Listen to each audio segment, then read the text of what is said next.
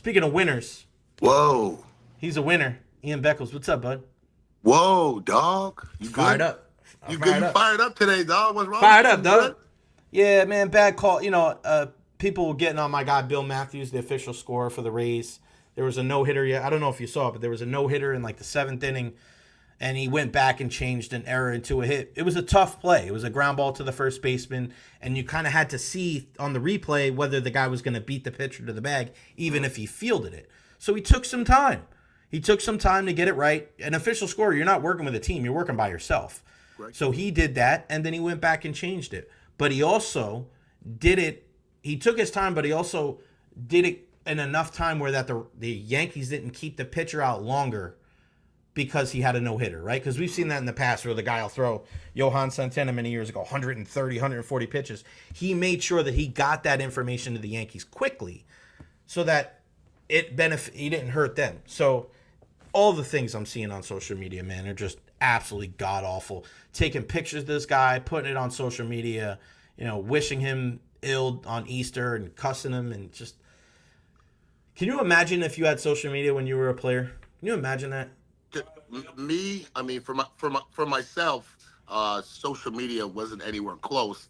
I don't know how it would have affected me as a person. I wasn't a high profile guy, but I'm gonna tell you what, I'm on your side. Anybody would take time out of their busy day to kill somebody or just go after somebody who's doing their job.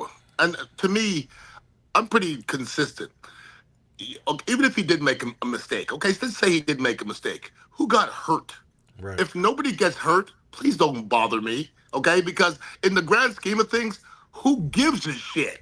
Right. Seriously, whose life is it gonna? You think it's gonna change anybody's lives? It's definitely not gonna change that peanut butter eating guy in his basement. It ain't gonna change his life. So get a life. I'm good. I'm with you, Jay. I appreciate that, buddy. Hmm. Another guy that you probably think should get a life is your guy Aaron Rodgers. He went on Pat McAfee last week, and he said he was upset that the Jets brought him in, halfway across the country to let him know they were going in a different direction. Hmm. I feel like I could see, but I want to get your opinion on this. Taking away how we have talked about Aaron Rodgers and how you feel, if you were in that position, would you be upset that a team brought you in just to tell you that they were going to go in a different direction? Would you have rather they done that over the phone, or do you look at it as like a sign of respect they wanted to tell you to your face? Well, respectfully to Aaron Rodgers, I'm not Aaron Rodgers. Right. If they did that, they're wrong for it. I don't know if they did that. That's No, they did. They did. okay. Well, then I understand why he's upset. I get that. Listen, Jay, I'm not an Aaron Rodgers guy. I never have been. Has nothing to do with the way he spins the ball. It has to do with the way he carries himself. But I do know this. I mean, I'm not really on the Jets side with this one, but for God's sakes, and you could tell me I'm wrong if you want. Is there been a week in an off season we didn't talk about Aaron Rodgers? No, I'm being serious. I'm being Probably serious. not. If Probably that, not. if we don't speak about Aaron Rodgers in 1 week, he gonna do something. He gonna do Mhm. ayahuasca or talk about somebody or say something stupid or go on McAfee. If you haven't had enough of Aaron Rodgers, I'm not sure who you are because I've had enough for God's sakes. You were good, cool. We've been talking about you being good for the last 5 years, and you ain't been that damn good. That's me. If you are the Steelers, how do you still want anything to do with this guy? Well, you do because Mason Rudolph's your quarterback.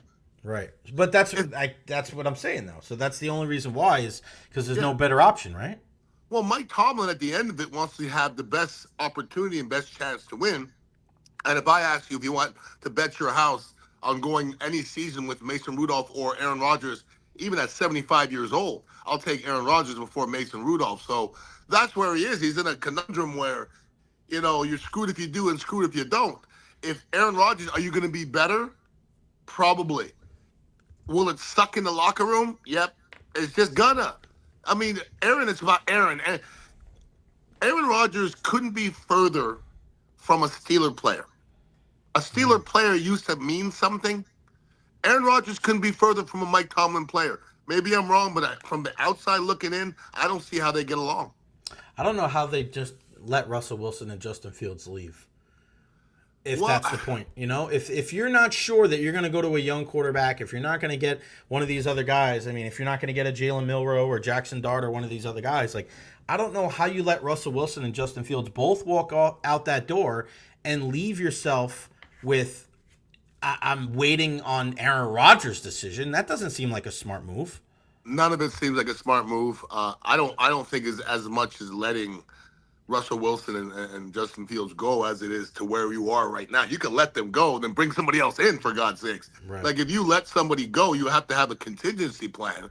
And it doesn't seem like the Steelers had a plan at all. So they're sitting here right now, and I know Steeler fans, and Steeler fans are very rarely scratching their heads, and they're scratching their heads thinking, what the hell are we doing? That's not really Steelers football. Maybe it is, though, now, right? I wonder how many times in sports do we fall into the habit of, and the reason why I bring this up is because you and I have talked about this. The Steelers aren't that we're going to smash mouth football run, you know what I mean? And I think maybe sometimes in sports, when the older you get, the more years that you have behind you, I think sometimes we may, I know I'm at fault with this. Sometimes we go into the habit of what we've known rather than what we've seen in the recent past. Like the Rays right now. Everybody's talking about the Rays, and they did this, and they've been as competitive as all these other teams. Ian, they've won one playoff game in 5 years, right? They're getting farther and farther away from that World Series appearance in 2020. Going from one postseason win to zero to not even making the playoffs. They're 9-13. They're getting farther and farther away, and everybody wants to talk about, well, the Rays are this or the Rays are that. Historically don't mean shit if in the last 5 years that's not them. I feel like the Steelers in a different way are different. I don't look at the Steelers the same way. I agree with you, Jay, because like I said, the Steelers used to mean something. It still means something philosophically and, maybe behind closed doors, but on the field, it's not the same. On a normal Steelers football team, Russell Wilson's perfect. Mm-hmm. That's not a normal Steelers football. Right. A normal Steelers football team, gives up no more than 12 first downs a game. They run the ball for 120 yards. They don't have fast guys on the outside. Everybody's kind of like rough, tough guy. They're not that team anymore. They got freaking what's his name out there, the receiver who just can't stay out of freaking trouble. George Pickens, yeah. He's not a Steeler guy. Najee Harris. Everybody is he that great? Now. So once again, what are they? They're not known for their offensive line. So you could still say Steeler football, but Steeler football is going away. As long as Mike Tomlin is there, it's going to be Steeler football to me, but it surely doesn't look the same. The draft coming up this week, and now Adam Schefter is coming out and letting everybody know that the Buccaneers are one of those teams that are interested in trading down. I'm a huge fan of this for a team that has holes on the defensive side of the ball, Ian. I'd much rather a team trade down than trade up. Yeah, trade down than trade up and accumulate more picks, especially when you've had as much success as Jason Light has finding guys in the second, third, and fourth rounds. Without knowing the specifics, what do you think of the Buccaneers possibly trading down? I don't think I've ever wanted my team to trade up. Yeah. I don't. That means you're losing picks. Right. And at the end of it, whoever you traded up to get, also look and see who you missed on. Okay, right. So you missed on that pick and another pick, and see if those two guys aren't better than that one pick. It's very rare that one guy is going to be better than two guys. Okay, so that's as real as I can be. You want more. Okay, that one guy is rarely that guy. There's people that teams have we're going to go up to get this guy who sucks, who ends up not even being part of their system. So I always want more picks. Jason, usually when you hear inside information from all these people, it's a lot of rubbish and hooey. If you want to trade down, that's an easy thing to tell people. You know what I mean? Like Jason Light, if he puts it out to Adam Schefter, they want to trade down, and somebody says, well, who can we? Well, I heard the Bucs. I think Schefter puts it out there, but I think the GMs really know I think the GMs, can I be honest with you, are all in cahoots, and they all call each other all the time. Those guys don't hate each other. Those guys are all on the same team, and if you want to trade down and I want to go up, we don't fight for it. Let's talk about it and let's get it done. Florida Gators prospect Desmond Watson could be getting drafted. 464 pounds, Ian. That How much of a factor do you think he'll be in the NFL? I can't answer that, Jay, because no, that's you know me, I'm real. Yeah. I can't answer that because I don't think I even really saw him playing. I seen a couple of highlights of the Yeah. kid. I don't think I ever really saw him play a real game in college. I'm gonna say this though: if he's not a high pick, and I don't think he's a high pick, No. I'll take a chance. Yeah. I'll take a chance later, and if he's still there in the fifth round, maybe. What about that big fat son bitch in Florida? Yeah. Let's see what he can do. If you're 400 and some pounds, and you can move a little bit, and you got a little mean in you, we'll figure something out. Listen, I wish it was that easy in high school. It's not. I have some big kids, and you figure that if they play a little bit, they'd be all right. And at Chamberlain, that's not the case. But when you're talking about University of Florida, he went there for a reason because he was a great athlete, obviously, and he is a great athlete. But where he's going to play, if it's not defensive tackle, it ain't going to be nowhere else. So we got to figure that out. How would you deploy him then if you're a defensive line coach? As far as like what kind of scheme would fit him the best? How many downs would he play? When you look at Desmond Watson and you say, ideally, if he can contribute to my team, is it a D tackle in a 4-3, a 3-4, playing one snap, one down, two downs? What do you think?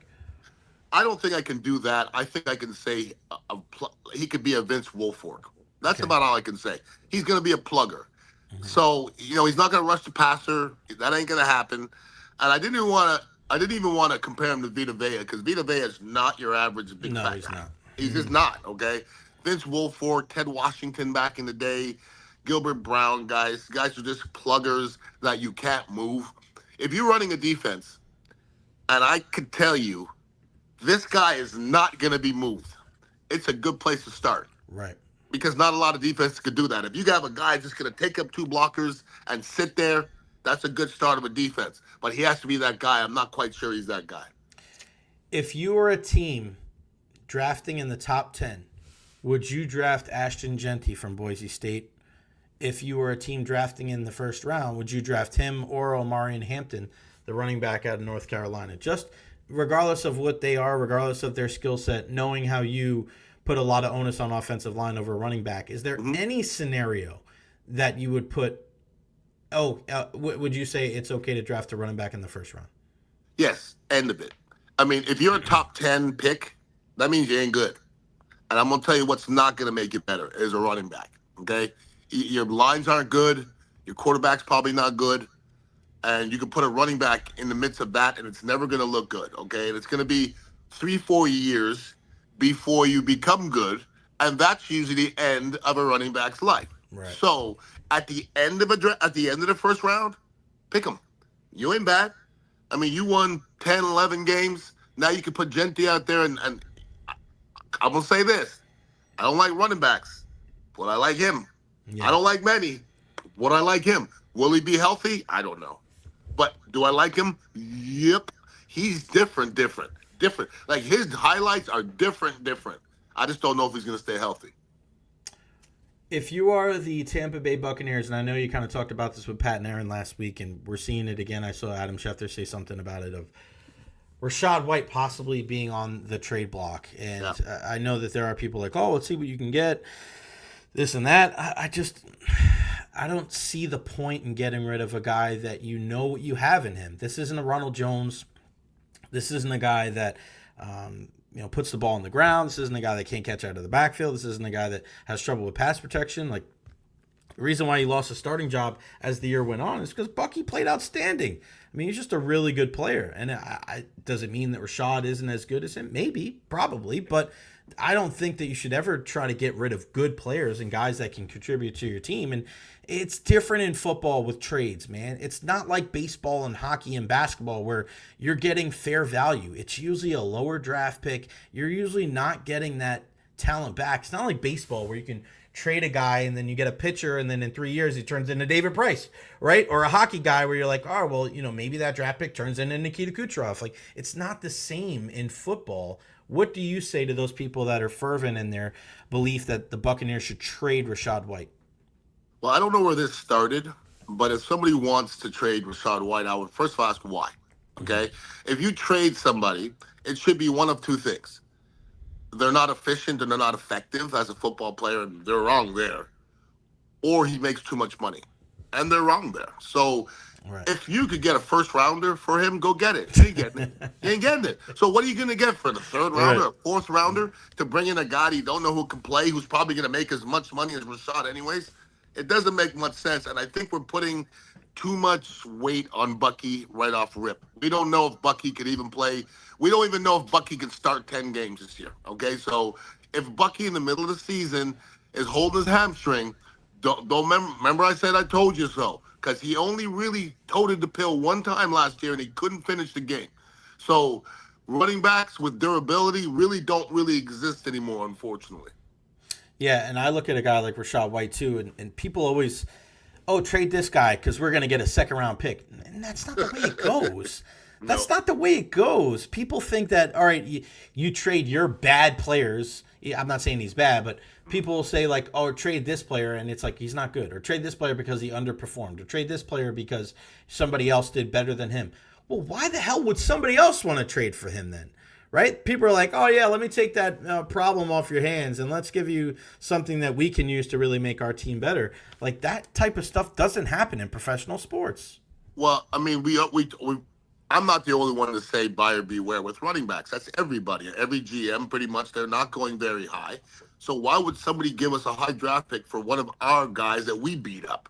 Right. Why wouldn't you go back in the draft and go get a young guy that you can groom by yourself? Now, Rashad is a solid football player. I like him. I don't know why anybody doesn't want him to be a Buccaneer. I think he's a solid football player. Never heard the coaches complain about one damn thing. He's out there every single week. I've never seen him leave the field because of injury. I don't remember him leaving because of injury. So he's a tough kid. I like him. I think it's a good place to start. Bucky, I'm not sold yet. Is he talented as hell? Hell yeah. I don't know if Bucky can pick blitzes up all day long. I don't know that. We'll see. And today over at One Buck Place, YaYa Diaby and Kalijah Kancey both spoke to the media, Devin Culp as well. Which one of those guys do you think needs to have a better season in 2025? And which one of those guys will have a better season in 2025? YaYa Diaby or Kalijah Kancey? They both have to be better, both of them. YaYa Diaby, I think he was better his first year than he was his second year. You don't want to see people regress. And sometimes it's not regressing. Sometimes it's just the way things unfold. I just didn't see him in the backfield as much last year. Kalijah Kancey, I think he's developing at the speed that he's supposed to. Okay, defensive tackles. I watched Warren Sapp come in. I watched a lot of other guys come in. Your first year, you ain't about nothing. Kalijah was better than Warren in his first year. I mean, he was. He wasn't better than him in the second year. So Warren kept on, getting 30, 40% better every single year. I don't know if I saw that jump in Kalijah Kancey. Kalijah Kancey, I see he's a splash player. I need him. I need him to be a more consistent football player because you know me, Jay. It ain't about the plays you make. It's about the plays you don't make as a defensive tackle. Gerald McCoy drove me nuts for the plays he didn't make. Okay, you're going to make a couple plays if you're picking sides. It ain't about picking sides. It's about being solid.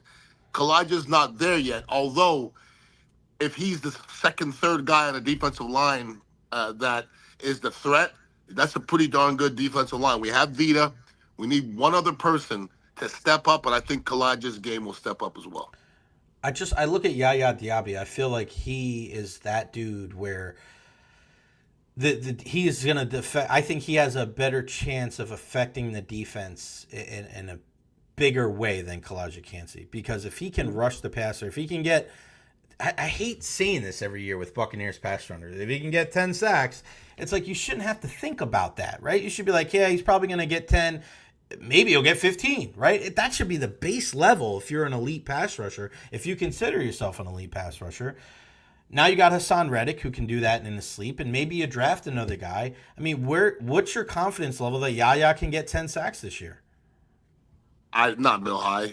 Once again, I don't dislike the way YaYa plays. He's just not overly. He's not that guy that looks like a 10-sack guy.